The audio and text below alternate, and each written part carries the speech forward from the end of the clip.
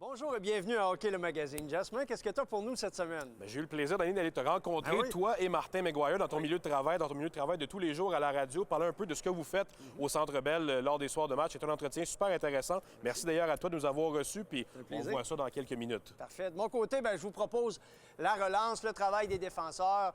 Maintenant, les défenseurs sont carrément impliqués dans l'attaque. On les appelle souvent les quatrièmes attaquants. Ouais. À ne pas manquer, Hockey le magazine, c'est parti.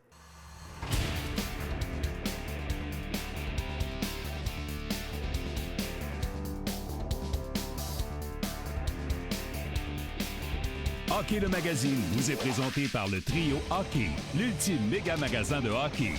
En collaboration avec Hockey Québec, le leader du développement et de l'encadrement du hockey au Québec, et Captodor, hygiène du sport. Captodor passe à l'action. Le Centre Bell est rempli de traditions. Et l'une de celles-ci, c'est celle des porte-drapeaux avant les matchs du Canadien, tout juste avant l'entrée des joueurs sur la patinoire. Nous sommes allés les rencontrer pour Hockey le magazine pour comprendre un peu le rêve que ces jeunes joueurs vivent quelques minutes avant le début d'un match des Canadiens. La façon que ça fonctionne, c'est on a un patineur qui est choisi via le programme fait partie de l'équipe Banque Scotia et un patineur qui est choisi via le fan club des Canadiens. Donc, c'est une sélection qui est totalement aléatoire, mais il y a des critères. Donc, le jeune doit avoir entre 5 et 12 ans, évidemment, savoir patiner, posséder un équipement de hockey. Puis, c'est tout ce qu'ils ont besoin. Ils doivent s'inscrire via le site. On peut s'inscrire pour le mois complet. Donc, comme Antoine ce soir a fait, il s'inscrit pour tout le mois. Donc, vous avez une chance par match, 41 chances par année d'être sélectionné comme porteur de drapeau. Plus, ils peuvent s'inscrire via le site Banque Scotia, fait partie de l'équipe Banque Scotia. Donc, ils ont même 2 chances par match de devenir porteur de drapeau. Les enfants sont heureux. Ils voient le Centre Bell, les gradins, c'est immense. Donc, c'est une belle expérience pour eux, mais c'est une belle expérience aussi pour la famille parce qu'on est 5 nous. Fait qu'on est venu toute la famille accompagner Antoine. Fait que c'est bien pour le petit joueur qui le fait, pour l'enfant, mais c'est bien aussi pour la famille d'accompagner dans cette aventure-là. Comme juste la réaction qu'on a avec ces gens-là quand on les appelle, c'est vraiment ce concours-là qui a le plus d'éclat. Les parents le croient pas au début. Donc, ça fait chaud au cœur aussi là, quand on travaille avec les partisans, d'avoir des gens heureux comme ça, match après match. En fait, on est ici, on est bien pris en charge par tout le monde. Là. Chacun a vraiment son rôle. Puis on a une personne qui nous suit tout le long. Donc, il n'y a pas de flou. On a des heures d'arrivée, puis on sait exactement quoi faire. On a des coupons de nourriture pour la famille, en fait, pour tout le monde qui vient ici. Puis le jeune repart avec un chandail du Canadien comme souvenir. Puis aussi, on a des places, évidemment, pour la partie. On prend plein de photos, puis mon père fait un album de photos pour plus tard. Je suis un peu stressée, mais c'est quand même le fun, parce qu'on peut taper dans la main des Canadiens. En fait, je pense vraiment c'est de vivre les coulisses puis vivre la glace du Centre Bell, là. Être juste 2 personnes sur la glace puis voir l'immensité du Centre Bell, là. C'est vraiment ça qui l'a marqué. Là. Puis aussi voir la pratique après de l'avant-match, là, voir les joueurs vraiment de près. Je pense que c'est ça qui marque les enfants le plus. Là. Très fier de ça. Puis il y a vraiment la partie aussi avec Banque Scotia qui, maintenant, là, le fait, je crois, à travers le Canada avec toutes les équipes canadiennes. Donc, c'est un programme maintenant là, qui fait partie de la Ligue, là, pas seulement aux Canadiens de Montréal.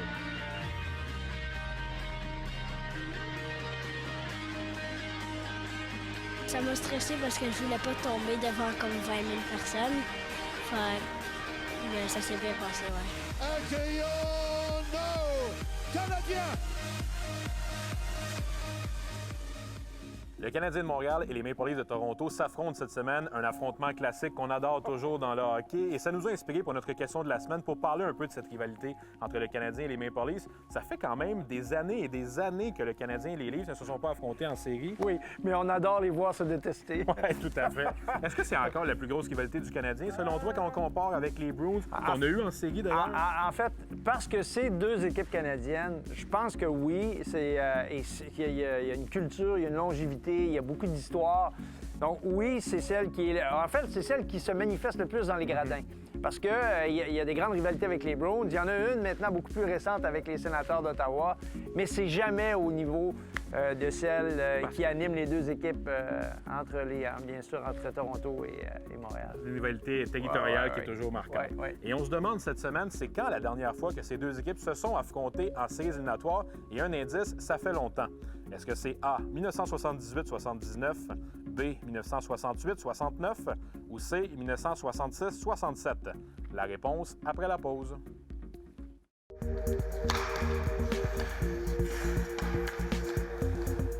On se demandait avant la pause à quel moment les Canadiens et les Maple Leafs étaient-ils affrontés en séries éliminatoires pour la dernière fois. La réponse est A, 1978-79. Et ouais, ça fait longtemps. C'est fou quand même de penser que ça fait aussi longtemps. Et le Canadien l'avait emporté à l'époque en 4 matchs.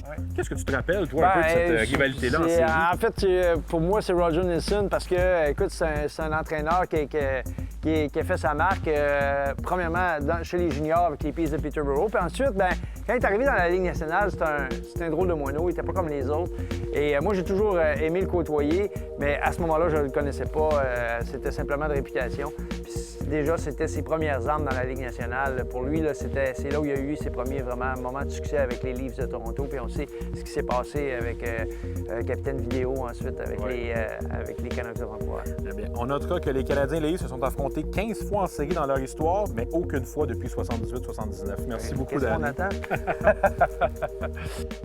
On a le plaisir cette semaine à Hockey le Magazine de s'entretenir avec les deux voix du Canadien radiophonique en français au Québec, Martin McGuire, Danny Dubé. Merci beaucoup d'être avec nous, messieurs. Ça fait grand plaisir, Jasmin. Grand plaisir, Jasmin. On vous reçoit aujourd'hui à quelques minutes d'un début d'un match au Centre Bell. J'aimerais ça d'abord vous demander de me parler de votre réalité à chaque jour, un jour de match au Centre Bell. Comment ça se passe, votre préparation quotidienne?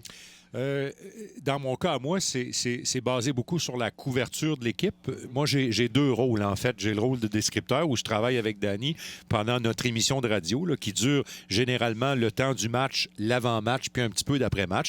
C'est une fenêtre d'à peu près 3 heures.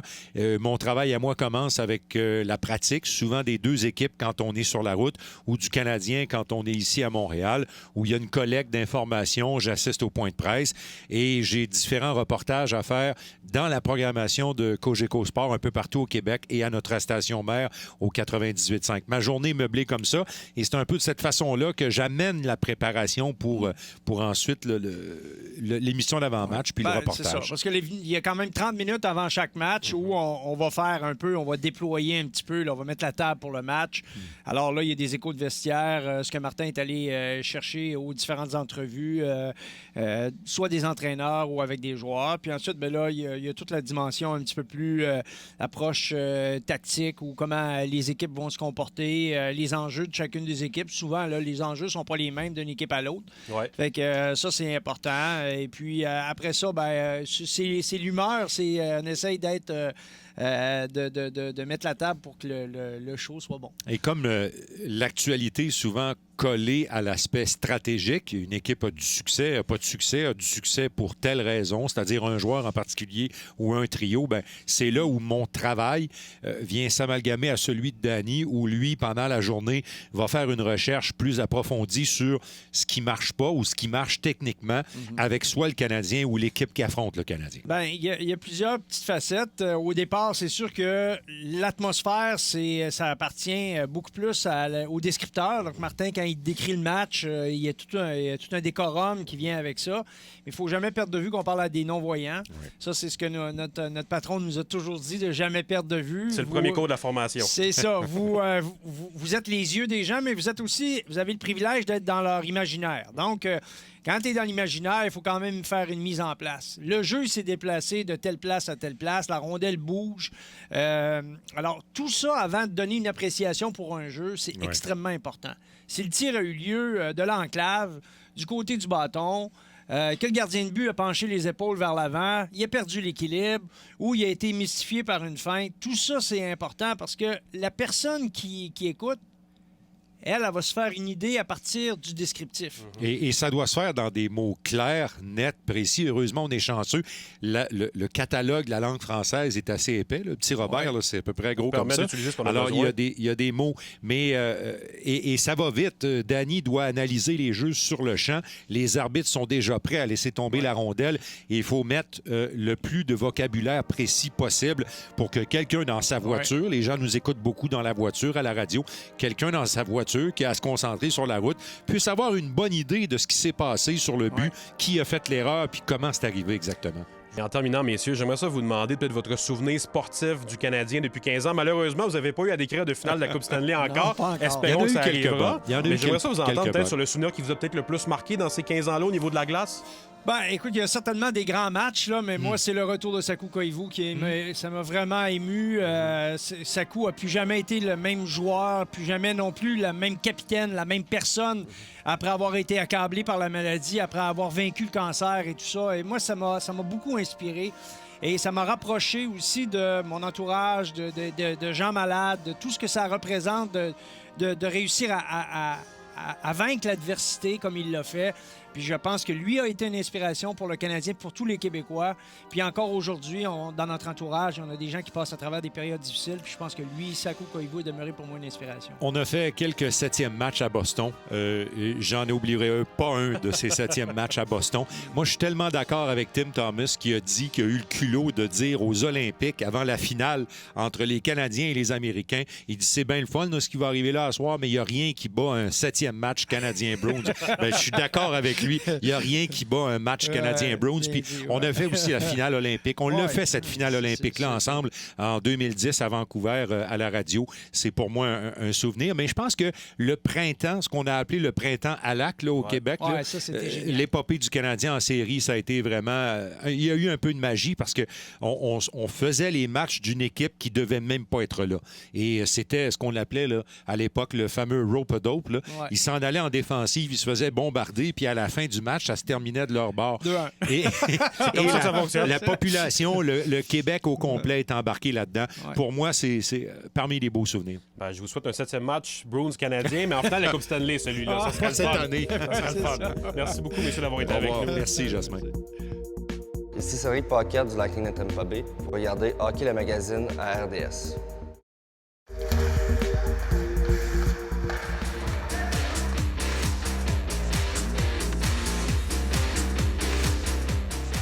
Cette chronique équipement vous est présentée par le Trio Hockey, Sport Rousseau, Hockey Expert et l'entrepôt du hockey. Éric, quand on joue au hockey, le confort, c'est essentiel. Oui, la sécurité, mais aussi le confort. Puis plus on monte de niveau, plus les joueurs veulent se sentir confortables. Donc, ce qu'on place sous l'équipement avant d'enfiler notre équipement pour le match, c'est vraiment très, très important. Oui, c'est essentiel. C'est pas quelque chose qu'on pense toujours par réflexe. On pense à la protection, les épaulettes, les jambières, les pantalons, les patins, les gants. Mais les sous-vêtements, comme tu dis, c'est vraiment important parce qu'il faut que ça soit bien ajusté, il faut que tu sois confortable. Puis, si tu es confortable sur la glace, tu devrais bien performer. Oui. Puis, écoute, ce qui me vient en tête, la première chose, c'est est-ce que lorsqu'on choisit, c'est vraiment... Parce que là, j'ai une pièce ici, là, où on voit le CCM avec la coquille, les velcro pour les bas, etc. Ouais. Est-ce que, lorsqu'on choisit des trucs comme ça, on fait une tentative avec des bas, exemple, on met des pantalons de hockey, des culottes de hockey, là, en bon québécois, lorsqu'on vient dans le magasin pour on essaie ces pièces-là, est-ce que c'est préférable? Ou... Bien, c'est pas préférable parce que les manufacturiers comme CCM ou Bauer ou même Sherwood font le travail pour nous. Donc, l'important, c'est que ça soit selon ton tour de taille ou ta poitrine, que ça soit bien ajusté, que tu sois confortable. Puis le reste, habituellement, ça s'enfile quand même assez bien par-dessus. OK. Je vois qu'actuellement, tu as le haut ici, puis il y a ça, c'est un exemple. C'est comme un collet roulé, mais c'est un protège-cou qui est BNQ, donc qui est approuvé pour jouer avec Hockey Québec sur les patinoires. C'est un exemple donc tu n'as pas besoin d'avoir un protège-cou additionnel. Tu ajoutes cette pièce, tu as les deux ensemble. Un peu comme ça ici avec la coquille. C'est exactement ça. Donc, c'est un 2 en 1 qui est vraiment très populaire et qui est surtout très confortable. Et ça j'imagine que, parce que celui-ci, là, juste pour le montrer aux gens, on peut enlever la coquille lorsqu'on fait le nettoyage. Mais ça, comment ça fonctionne? Non, c'est intégré. Tu fais juste tout prendre ça, tu mets à la machine à laver. Ça ne perd pas de sa performance? Non, aucunement. OK. Alors, Éric, pour terminer, tu nous as amené... ça, c'est une poudre? Oui, c'est de la poudre. Qu'est-ce que c'est exactement, BioSteel, BioSteel? C'est une boisson énergisante. OK. Mais là, n'aie pas peur. Quand on dit énergisant, c'est pas comme les autres. Est-ce qu'il y a de la caféine dans ça? Pas de caféine, pas de sucre. Okay. C'est à base de betterave. C'est à boire avant, une demi-heure, 30 minutes avant ta partie ou ta pratique et durant dans les bouteilles. On voit souvent sur les bancs dans l'hockey professionnel des bouteilles avec un liquide rose. Rose, OK, c'est ça. C'est exactement ça. Okay. Donc, c'est vraiment recommandé pour utiliser. c'est vraiment... C'est naturel, donc il n'y a pas de problème avec ça. OK, donc même toute catégorie, mais c'est la rétention d'eau, c'est important. Puis l'hydratation, surtout lorsqu'on a plusieurs matchs, comme en tournoi, par exemple, ce serait... parce que là, tu joues plus qu'un match dans une journée, ou encore dans les séries d'après-saison, lorsque les matchs reviennent plus rapidement. D'ailleurs, les gardiens de but vont avoir souvent des problèmes avec leur hydratation à mesure que la saison avance, la fatigue, surtout dans les hauts niveaux de compétition, c'est que ça peut être... Ça, c'est parfait. Puis en même temps, tu n'as pas de sucre. Donc, pour la santé, c'est pas nocif pour la santé, vraiment. Donc, c'est vraiment le breuvage parfait pour les athlètes. OK, merci. Et nous, la semaine prochaine, parlant des gardiens de but, on va parler des jambières. Oui. Tu as plein de nouvelles affaires pour moi? Plein d'affaires extraordinaires à te montrer. Est-ce que tu as des couleurs? Parce que moi, j'aime ça. Tu sais, les anciens gardiens, ça aime des affaires qui aiment bien les couleurs. Oui. Si tu aimerais personnaliser tes jambières, j'ai définitivement quelque chose pour toi. Parfait. Bien hâte. Ici Pierre-Luc Dubois. Vous regardez Hockey le magazine à RDS.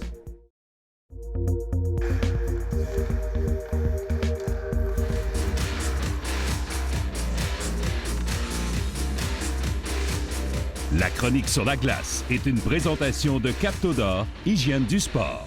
Captodor, passe à l'action. Bonjour Mathieu, cette semaine, on a toujours un petit peu de discussion avant d'arriver et de faire ce qu'on a à faire. Et tu me parles de l'importance souvent de cette fameuse transition et des habiletés offensives des défenseurs en possession de la rondelle, surtout en patinage arrière. Effectivement. Aujourd'hui, on va mettre l'accent sur le mouvement de la rondelle. La rondelle doit nous aider à pouvoir se déplacer sur la glace et non nous nuire. T'sais, si on la traîne en arrière de nous autres, c'est toujours plus difficile. Si on l'a en avant, on la place dans la direction où on veut aller, là, on est capable de pouvoir régénérer beaucoup de rapidité. Puis en même temps, mais avec les défenseurs, on va travailler de façon latérale aujourd'hui. Parfait, on vous regarde travailler. Merci. On va s'installer, défenseur. On va y aller en réception. Et avec la rondelle, je veux que tu t'aides à venir prendre le centre de la patinoire. On est prêt? C'est parti. Transition, reculons. Bouge la rondelle vers le milieu.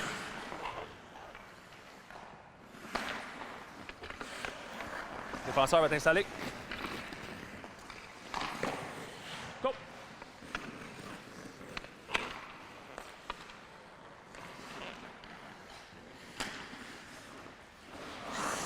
Défenseur. Go!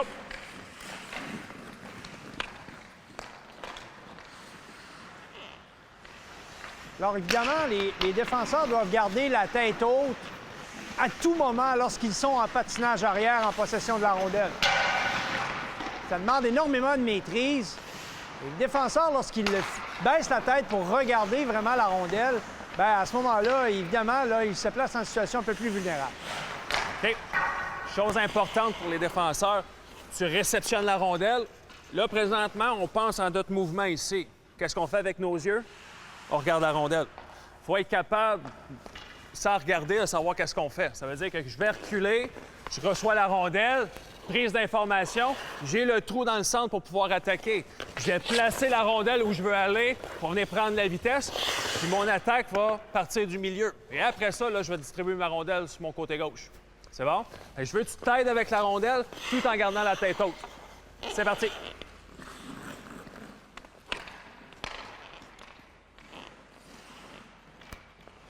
Parfait, ça.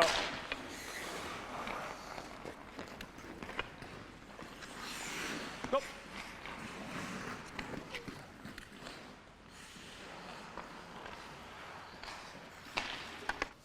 Je veux juste, les gars, vous rappeler une dimension extrêmement importante qui s'appelle la sécurité. Tout à l'heure, Mathieu vous a parlé de la tête basse. Vous avez la rondelle, les défenseurs, vous reculez, vous regardez votre rondelle. Il n'y a pas de mouvement, il n'y a pas de balayage. Au moment où vous faites ça, vous devenez vulnérable. Le hockey sur glace, c'est un sport de contact. La sécurité, c'est extrêmement important. En tout moment, vous devez être vigilant, surtout lorsque vous avez la rondelle, vous devenez la cible de l'adversaire. Tout le monde veut vous enlever la rondelle et ils ont le droit de vous frapper. Et donc, c'est très important que vous ayez conscience de tout ce qui se passe autour de vous. À tout moment, c'est une question de sécurité et de plaisir de jouer. Mathieu, élément technique sur la deuxième portion de l'exercice. On prend le même exercice, à l'exception que je fasse la passe, il va y avoir une rondelle libre. Fait que même principe que dans les dernières semaines, il va aller récupérer la rondelle, pivoter sur elle-même, et par la suite, il va venir prendre le centre. Qu'est-ce qu'il faut s'assurer? On a parlé de la tête haute. il faut parler aussi du transport de la rondelle. Éviter de dribbler la rondelle. À chaque fois que tu dribbles la rondelle, c'est une occasion que tu as de la perdre. Puis en même temps, si tu as une ligne de passe qui est ouverte, bien, tu te fermes la ligne de passe. Donc, armer les mains tout de suite en position pour dégainer. Il faut être en transport de rondelle. Toujours en transport de rondelle. Ma rondelle est placée, je suis en position. Il y a des fois, il faut que je dribble si je mets ma rondelle vers le milieu. D'accord. Mais après ça, un coup, j'ai tourné autour, je suis prêt à faire ma passe. On vous regarde, messieurs. Tourne autour de la rondelle, viens prendre le centre.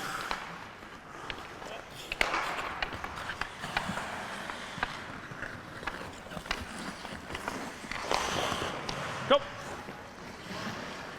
Les informations. Tête haute.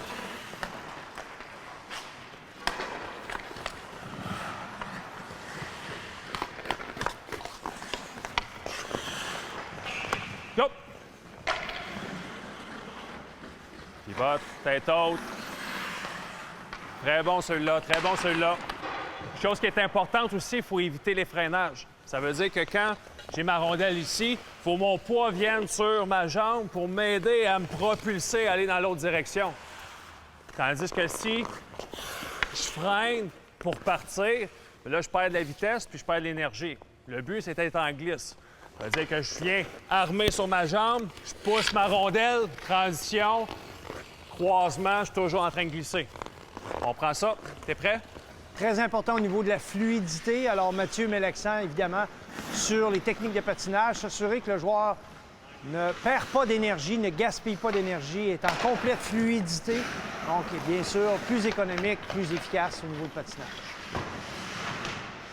Encore une fois, Mathieu, du travail extrêmement important pour la relance. Comme on l'a dit tout à l'heure, la contre-attaque est vraiment... Et le cœur de tout ça, c'est comment les défenseurs vont se comporter avec la rondelle. Résume-nous la leçon. Positionnement de la rondelle, très important. Où je veux aller? Est-ce que je suis en patin arrière, je suis prêt à faire une passe? Oui. Est-ce que je veux prendre le centre, je la place dans la direction où je veux aller? Deuxième des choses, c'est le mouvement des patins. Il faut éviter de freiner et être en glisse, toujours être en glisse. Travailler les corps des patins, le corps interne, pour pouvoir être capable de changer de direction rapidement avec un bon transfert de poids. Alors, c'est déjà tout pour cette semaine. Jasmin, qu'est-ce que tu nous réserves la semaine prochaine? J'ai bien hâte, Danny, de vous présenter une entrevue avec Ève Gascon, gardienne des Phénix du Collège Esther-Blondin, qui a une belle histoire depuis 2 ans quand même. La première gardienne à évoluer au niveau Midget 3 sur une saison complète. Alors vraiment, c'est un bel entretien avec elle. On présente ça la semaine prochaine. De mon côté, pour rester dans le domaine des gardiens de but, alors, on vous propose des sélections de jambières de gardiens. Tout ça à Hockey le Magazine la semaine prochaine. Hockey le Magazine vous a été présenté par le Trio Hockey, l'ultime méga magasin de hockey. En collaboration avec Hockey Québec, le leader du développement et de l'encadrement du hockey au Québec, et Captodor, hygiène du sport. Captodor, passe à l'action.